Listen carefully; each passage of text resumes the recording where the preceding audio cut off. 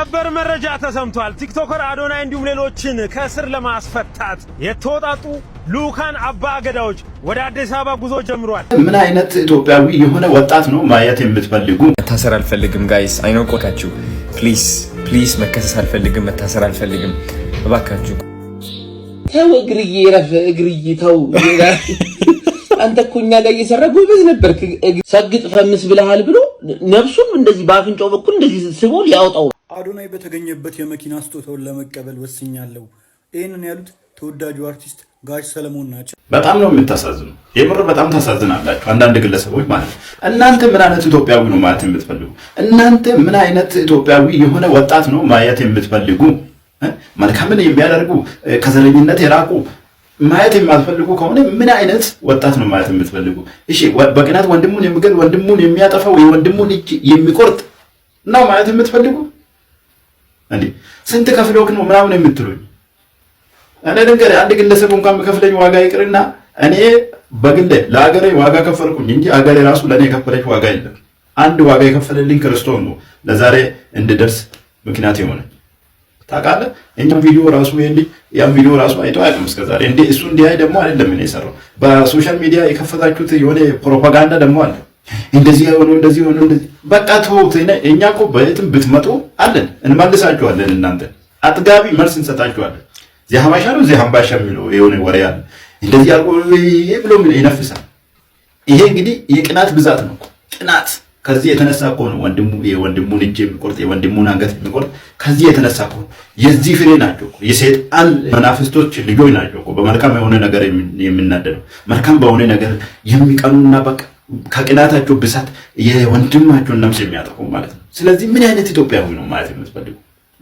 እኛ ባይዘው መልካም ነገርን ስናይ መልካም ነገር የተሰራውን የተደረገውን አይተን ሼር የምናደርጉ ሰዎቹ መልካም ነገር አድርጎ የማያውቁ መልካም ነገር ሲያደርጉ ምን አይነት ተቀባይነት እንዲኖራቸው ለመግለጽ አክል ነው። ባይዘው ይሄ ልጅ ላይ ተናገራችሁ አልተናገራችሁ፣ አወራችሁ አላወራችሁ፣ እሱ እስከዛሬ ቪዲዮውን ራሱ አላየም። እኔ ተናገርኩ እኔ ምን አልኩ አይ ዶንት ኬር አገባኝም።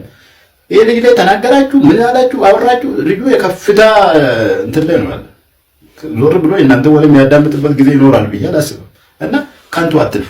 ቤትም ብትመጡ ደግሞ እኛ እንመልሳችኋለን። በየትኛውም መንገድ ብትመጡ አለን አታጡ ነው። ይህ ቪዲዮ ያው ለቀልድ ከዚህ በፊት ለቀልድ የቀረጸው ቪዲዮ ነበረ። አሁን ላይ የምር ታስሮ ስታዩት ያሳዝናል። ብቻ ግን ያው መፈታቱ አይቀርም ጋይስ። ግን ምንም ያላጠፋ ሰው ምንም አይሆንም ብዬ ነው ማስበው። ያው ለወንድ ልጅ ያን ያህል እስር ቤት መግባቱ ያው አንዳንድ ስራዎችን ላያበላሽበት ይችላል እሱ እንጂ ያን ያህል ምንም አይሆንም። ብዙ ነገሮችን ተምሮበት ጠላትና ወዳጁን አውቆበት ይወጣል ብዬ ነው ማስበው እንጂ ያን ያህል ምንም አይሆንም። እውነቱን ለመናገር የሱ ወዳጆች የሱ ትክክለኛ ወዳጆች ብዙም አታስቡ፣ ምንም አይሆንም። ምንም ያጠፋው ነገር እንደሌለ እኛ እናውቃለን። ያው እንግዲህ ህጉ ደግሞ ፍርድ ቤት ደግሞ እንግዲህ ይህን ሁሉ ነገር ለማጣራት ትንሽ ጊዜ ሊፈጅበት ይችላል። አንዳንድ ያው በጣም እሱ ላይ እንግዲህ ብዙ ምቀኞች እንደተነሱበት እናውቃለን። ብዙ ጥቆማ ደርሷቸው ይሆናል አላቅም። ገብቷችኋል አይደለ? በጣም ብዙ ጠላት ነው ያፈራው ልጅ እና በመልካምነቱ ብቻ መልካም ስለሆነ ብቻ ጥሩ ሰው ስለሆነ ብቻ ብዙ ጠላት ነው ያፈራው። ኢትዮጵያ ውስጥ አሁን ላይ መልካም ሰው የማይበረክትበት ዘመን ላይ ነው ያለነውና ብዙ ጠላት ሲኖራችሁ አስቸጋሪ ነው ኢትዮጵያ ውስጥ ደግሞ ማለት ነውና እንደዚህ ከሁሉም ጋር እየተጋፈጣችሁ እንትን ማለት አትችሉምና ብዙ ሚዲያው ላይ ተሰሚነት ያላቸው ሰዎች ብዙ ተጽዕኖ እየፈጠሩ ነው ያሉት። አይሮ ነው ብቻ ግን ተጣርቶ ግን ነፃ እንደሚወጣ ምንም ጥርጥር የለኝም። ሰራዊት ፍቅሬ እግረኛው ላይ ቀረበ እና እኔ ባይዘው ፐርሰናሊ ሰራዊት ፍቅሬን አርቲስት ሰራዊት ፍቅሬን በጣም ነው የምወደው፣ በጣም ነው የማከብረው። ሂዝ ላይክ ዋን ኦፍ ዘ ማርኬቲንግ ጂኒየስ ብዬ ከማስባቸው ሰዎች ውስጥ ያለበት ሰው ነው። በቃ እንዴት ልበላችሁ፣ ሂዝ በጣም ግድ እና አሁን ይሄኛው ፖድካስት ማለት ነው አሁን አመሻሽ 10 ሰዓት አካባቢ ነው የተለቀቀው ማለት ነው። እና የመጀመሪያው ሰዓት መጀመሪያ አካባቢ በቃ ሳቅ በሳቅ ሰው ስልሽዬ ረፍ ተው እግርዬ ረፍ እግርዬ ተው። አንተ እኮ እኛ ጋር እየሰራ ጎበዝ ነበርክ። እግርዬ ይተባባሉ ማለት ነው። በቃ ለ7 ደቂቃ ከምናምን እንደዛ ነበር። ልክ 7 ደቂቃ ከ53 ሰከንድ ላይ ኮስተር ይላሉ ማለት ነው። ኮስተር ብሎ የሆነ ጥያቄ ጠይቋል። የሆነ አንድ ሰውዬ ስለ ሰራዊት የጻፈውን ነገር አውዞ መጠየቅ ከ7 ደቂቃ ከ53 ሰከንድ ጀምሮ ለ1 ሰዓት ከ21 ደቂቃ በቃ ሰራዊት ፍቅሬ በጥፍሩ ቆሞ በቃ በጥፍሩ እንዲህ አንዳንድ ጊዜ በቃ ምን እንግዲህ እንትን ማስታወቂያ መስራት ይጀምራል። ጉመሮና ውሽውሻይ ምናምን ነገር ባይዝ ይጀምራል ማለት ነው። ሰግጥ አሬ ልጅ ፈምስ ብለሃል ብሎ ነፍሱን እንደዚህ በአፍንጫው በኩል እንደዚህ ስቦ ሊያወጣው በቃ እንዴ ሰግጥ ፈምስ ይላል። ሰግጥ ፈምስ ከተመቻችሁና ህይወቴን ያስተካክልኛል ብላችሁ ሰግጡ። አይደለም እማራለሁ አልሰግጥም ዕውቀት ደግሞ ጥሩ ነው እንደዚህ ነው ካላችሁ ደግሞ ተማሩ። ስሪሽ ምን አረጋው? ስሪሽ ምን አረጋ? እየተፍታታች ነው በቃ ምን አረገች? ይተምች ልጁም በጣም ፌመስ ስለሆነ በጣም ከፍተኛ ደረጃ ላይ ስለደረሰ ምናልባትም በዚህ ፕላትፎርም አይደው ነው እንግዲህ ለፈርስት ይሆናል ለፈርስት አላቅም። ሌላው በእኛ ሀገር በኢትዮጵያ ኦፍ ኮርስ በኢትዮጵያ እንደዛ ስለሆነ ነገሩ ተጫጫሰ እንጂ ከዚህ በላይ ብዙ ሲሉ የሚውሉ አሉ። እናያቸዋለን እኮ አስደናቂ ነገር እግዚአብሔር ይስጥ ሰርሽ እግዚአብሔር ይስጥ። በጣም አስገራሚ የሰው ልጅ እንዴት ሊናገር ይችላል የምትላዩ ነገሮች ይናገራሉ። እሱ ያው ተጽዕኖ ፈጣሪ ስለሆነ የሁሉ ሰው ስለወደደው ሐሳቡም ተቀባይነት ስላገኘ ነው እንግዲህ በጣም ስጋት የሆነው ይሄ ነገር ማለት ነው ይመስለኛል። እኔ አሁን ላይ በቃ ያው ቃሉ ባይቀየር ደስ ይለኝ ነበር። ያው ከስር ሲፈታም በቃ ቃሉ አይደለ ችግሩን ነው የፈጠረው ሰግጥ ፈምስ የሚለው ቃል በቃ እሱን ቀይሮ ሐሳቡን ሁላችንም ተረድተናል። እንዲገባን ምንፈልግ ሰዎች ገብቷቸዋል፣ ገብቶናል። ሌሎቹ አውቀው ነው ኦልሬዲ በቃ ያው ከጥላቻ መንፈስና ኦልሬዲ ለምን ይሄ ልጅ ተቀየረ ለምን ይሄን ሁላ ኢንፍሉዌንስ ፈጠረ ከሚል ጥላቻ ምክንያት ስለሆነ ሌሎቹን ትተን እንግዲህ እኛ መቀጠል ነው ያለብን ብዬ ነው የማስበው። ሐሳቡ ገብቶናል። ጠንክሮ መስራት ለዓላማ መቆም እንደሆነ ገብቶናል። ከዚህም በላይ ሌሎችም ተጨማሪ አይነት ምክሮች እንዳሉት እናውቃለን። እሱን ይዞ እነሱ እንደሱ አይነቱን ወርዶች እየተጠቀሙ መቀጠል ይቻላል። በቃ ይሄን አይደለም ያጣለው ይሄ እቺን ወርድ ለምን ተጠቀመ ከሆነ እንግዲህ የምርም ከሆነ ማለት ነው። ግን ደግሞ እንደዛ አይመስለኝም። እኔ የታሰሩትም በሌላ ምክንያት እንደሆነ እናውቃለን።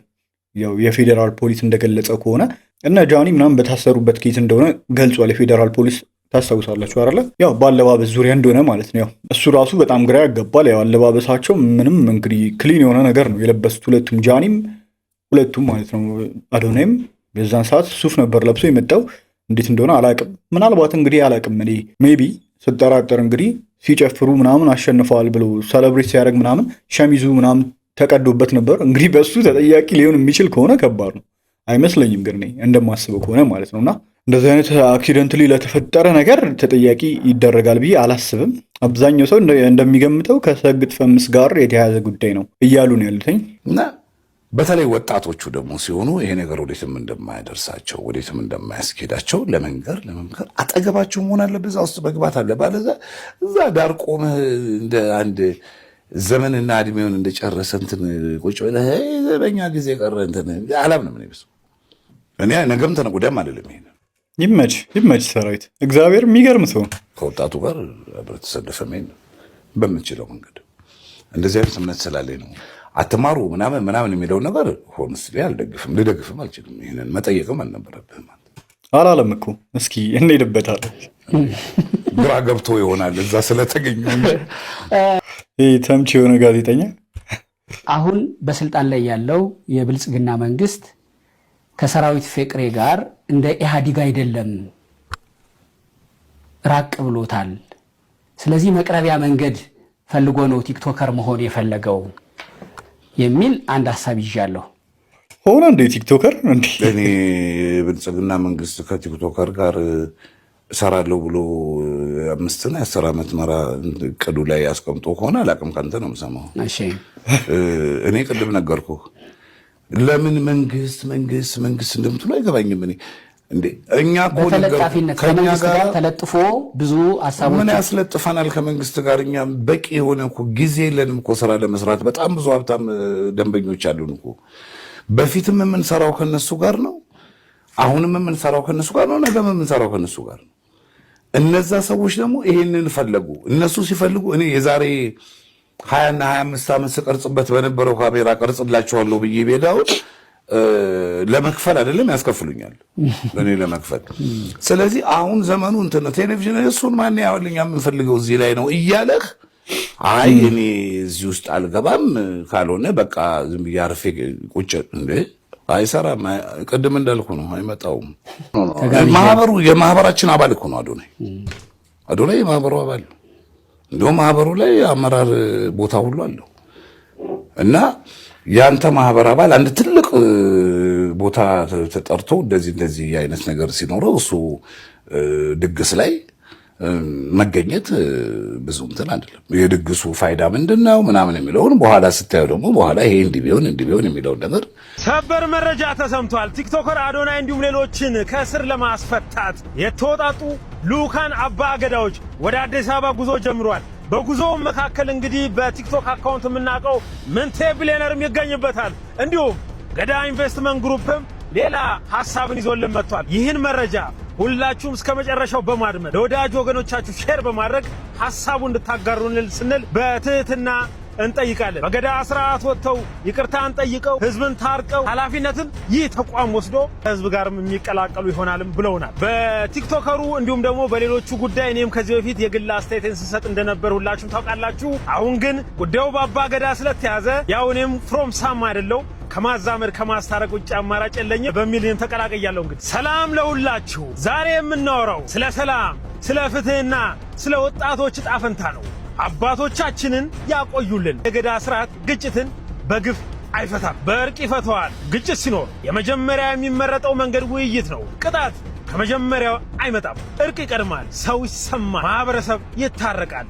ዛሬ በስር ላይ ያለው ወጣት የማህበረሰባችን ልጅ ነው። ወጣት ማለት ተስፋ ማለት ነው። ተስፋ መቆለፍ ወደፊትም መቆለፍ ነው ይሉናል። ገዳ የሚያስተምረን ይህን አይደል? ገዳ ስህተትን እንኳን በማስተካከል እንዲማር ነው የሚያደርገው ይሉናል። በገዳ ሕግ መሰረት ሽማግሌዎች ይቀርባሉ፣ ነገሩ ይሰማል፣ ውይይት ይካሄዳል፣ እርቅ ይፈለጋል፣ የተፈጠረ ጉዳት ካለ ይታረማል፣ ግንኙነት ይመለሳል። ይህ ዘላቂ ሰላም የሚያመጣ መንገድ ነው። ለሕዝብና ለባለስልጣናት ጥሬ ግልጽ ነው። ይህን ጉዳይ በገዳ ስርዓት እንመልከት በሚል መንገድ ነው እንግዲህ እኒህ አካላት ጉዞ እያደረጉ ያሉት። የገዳ ድምፅ ሲሰማ ሀገር ትጠነክራለች፣ ሰላም ያሸንፍ ብለውናል። በስተመጨረሻ እንግዲህ ለእርቁ ጉዞ ከሚያደርጉት አካላት መካከል ሳላነሳ ማለፍ የማልፈልገው ምንቴ ቢሊየነር እንዲሁም ደግሞ ገዳ ኢንቨስትመንት ግሩፕ ነው። ገዳ ኢንቨስትመንት ግሩፕ ማለት በንግድና በኢንቨስትመንት ብቻ ሳይኖር ለማህበረሰብ ሰላም፣ አንድነትና ዘላቂ እድገት የሚሰራም ተቋም ነው። እንግዲህ ይህ ገዳ ኢንቨስትመንት ግሩፕ በማህበረሰቦች መካከል ጉዳዮች ሲነሱ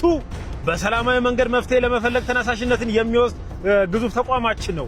በመንግስትና በማህበረሰብ መካከል የመግባባት ድልድይ ሆኖ የሚሰራ ተቋም ነው። ይህ ተቋም ውይይት፣ መግባባትና እርቅን በማበረታታት ዘላቂ ሰላም እንዲሰፍንም የሚረዳ ሲሆን ገዳ ኢንቨስትመንት ግሩፕ እንግዲህ በወጣት ትውልድ ላይ ልዩ ትኩረትን የሚሰጥ ወጣቶችን በማስተማር በማስተዋወቅና በማበረታታት ኃላፊነት ያለው ሰላምን የሚያከብርና ለማህበረሰብ ጥቅም የሚሰራ ትውልድ ለመፍጠር እየሰራ ይገኛል። ይህ ተቋም እንግዲህ የእውቀት ማስፋፋት፣ የአመለካከት ለውጥና ኢምፓወርመንትን የሚገልጽልን ዋና ትኩረት የያዘ ነው። ቲክቶከሩ አዶናይም እንዲሁም ሌሎችን በተመለከተ ከእስር ተፈተው ወደ ቤት እንደሚበቁም የምናይ ይሆናል። በገዳ ስርዓት ወጥተው ይቅርታን ጠይቀው ህዝብን ታርቀው ኃላፊነትን ይህ ተቋም ወስዶ ከህዝብ ጋርም የሚቀላቀሉ ይሆናልም ብለውናል። አዶናይ በተገኘበት የመኪና ስጦታውን ለመቀበል ወስኛለሁ። ይህንን ያሉት ተወዳጁ አርቲስት ጋሽ ሰለሞን ናቸው። ተወዳጁ አርቲስት ጋሽ ሰለሞን በቅርቡ በተካሄደው የመኪና ሽልማት እንግዲህ እንዳሸነፉ የሚታወቅ ጉዳይ ነው። ብሩክ ሪል ስቴትም እንግዲህ መኪናውን ለማስረከብ ዝግጅቱን ማጠናቀቁን አስታውቆ ነበረ። አርቲስቱም ይህ ሽልማት እውን እንዲሆን ላደረጉት ለሁሉም ኢትዮጵያውያንና ለሁሉም ኤርትራውያን ታላቅ ምስጋናቸውን አቅርበዋል። ይህ ሁሉ እንዲሳካ ላደረጋችሁ ውድ ኢትዮጵያውያንና ኤርትራውያን ፈጣሪ ስጥልኝ ብለውም አመስግኗቸዋል ማለት ነው። ነገር ግን ጋሽ ሰለሞን ከሽልማት አሰጣጥ ስነስርዓት ጋር በተያያዘ አንድ ልብ የሚነካ ውሳኔን አስተላልፈዋል። እኔ ግን የዚህ ነገር ትልቅ ጀማሪና ጥንሳሽ ውድ ልጄ አዶናይ በተገኘበት ብቻ የመኪና ሽልማቱን ለመቀበል ወስኛለሁ ብለዋል። በመጨረሻም አርቲስቱ እንግዲህ እግዚአብሔር ኢትዮጵያን ልጆቿን ይባርክ ብለው መልካም ምኞታቸውንም ገልጸዋል።